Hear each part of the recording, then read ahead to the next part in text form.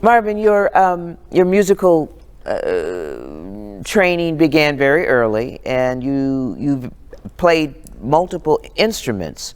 Can you describe what it is that you play and when you began sharing your talent with those instruments? Okay.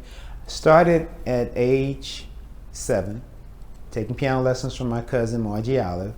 And my parents started with me, and I didn't realize it was not that they were really interested in playing, but they wanted to motivate me. And so we took piano lessons. I think my mom for 6 months, my dad for a year.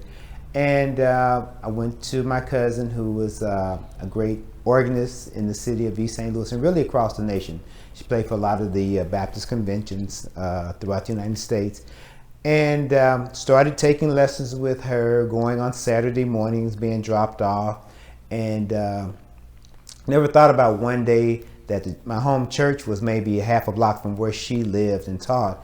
I'd walk by there every Saturday, going to the bus stop, going home, and eventually, age 7, 8, 9, 10, up to around 12, I started playing for Sunday school.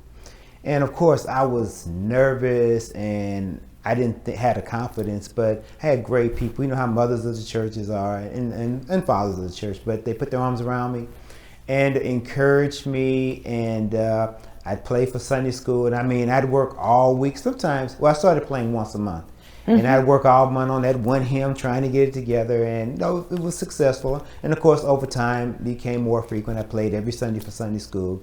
And then I got the opportunity to play for church.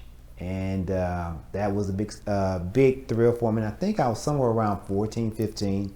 But I always remember I got my first wedding opportunity at 16 to play for one of the church members' wedding. And I was like, you want me to play for your wedding with all the musicians around? And it was a great compliment for me. And it really made me work and realize that, no, I'm growing. I'm doing okay.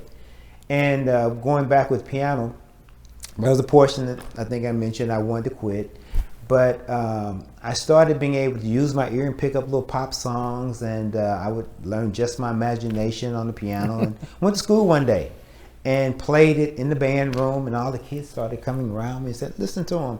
And it honestly gave me that encouragement to continue with the piano. And then stepping back a little bit, I started on saxophone in the 5th grade.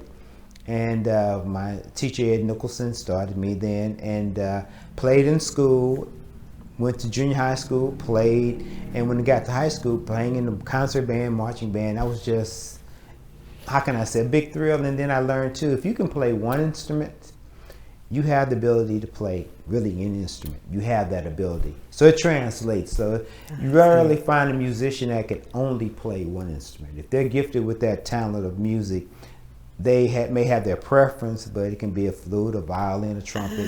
You can play any instrument. Any instrument. Yeah. When you came to Greater Mount Carmel, what was that like in working with Reverend Nance? It was like a dream come true, because it was a big choir. Most churches had maybe 3 or 4 or 5 soloists. They had maybe 12, 15 different people that if they sung, everyone felt the spirit. And I mean, it was just beautiful. I mean,